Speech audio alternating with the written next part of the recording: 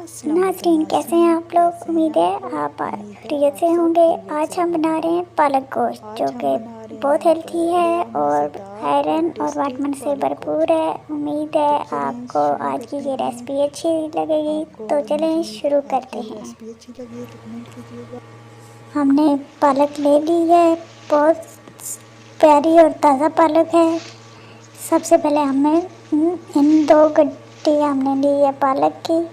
इसको अच्छी तरह से हम वॉश कर लेंगे और वॉश करने के बाद खुश्क कर लेंगे और इसको बारीक बारीक काट लेंगे। आप जैसा कि आप देख रहे हैं, हमने पालक को बारीक काट लिया है। बहुत टेस्टी आज की ये रेसिपी होने वाली है और ये हेल्थ के लिए बहुत अच्छी है। इसके लिए हमने एक बड़ा टमाटर लिया है, इसको हमने क्यूब्स की शक्ल में काट लिया है और इसमें जाएगा लच्छेदार प्याज कटा हुआ 2 अदद और गोश्त हमने लिया है चिकन का, ये हाफ केजी है। इसको आज हम बनाएंगे सरसों के तेल में। आप चाहें तो दूसरा कुकिंग ऑयल भी इस्तेमाल कर सकते हैं। मैं प्योर सरसों का ऑयल ले रही हूँ। सबसे पहले हम एक पैन लेंगे और उसमें 1 कप के करीब ऑयल डालकर गोश्त को फ्राई कर लेंगे। गोश्त को मैंने अच्छी तरह से साफ़ कर लिया था। अब हम इसको फ्राई करते हैं। मीडियम फ्लेम पर हम इसको भूनेंगे और फ्राई करेंगे।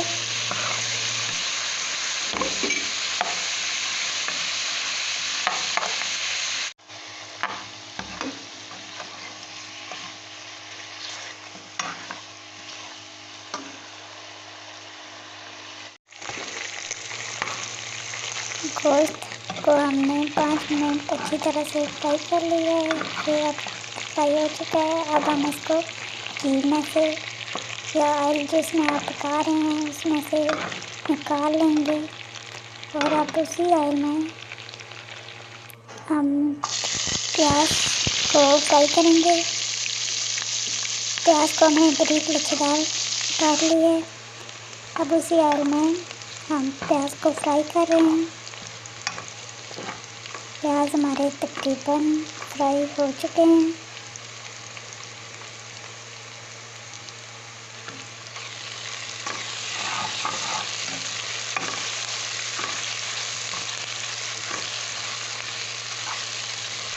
प्याज फ्राई हो चुके हैं। अब इसमें हम लहसुन अदरक का पेस्ट फ्राई करेंगे और साथ ही इसमें टमाटर शामिल कर देंगे और इसको मुझे 30 सेकंड तक भूनेंगे और साथ ही हम इसमें मसाले शामिल कर देंगे।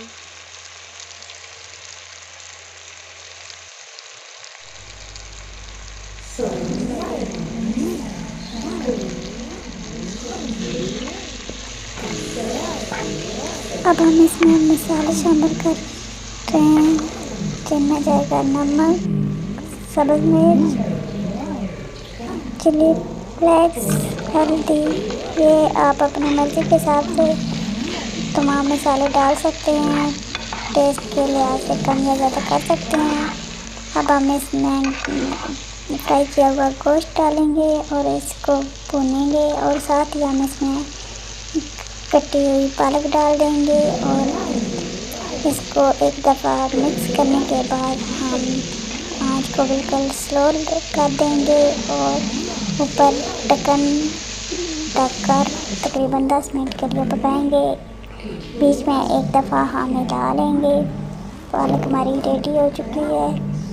अब हम इसे डोंगे में डालकर सर्व करेंगे। इसको तंदूरी रोटी के साथ और नान के साथ ये बहुत मज़ा देगी।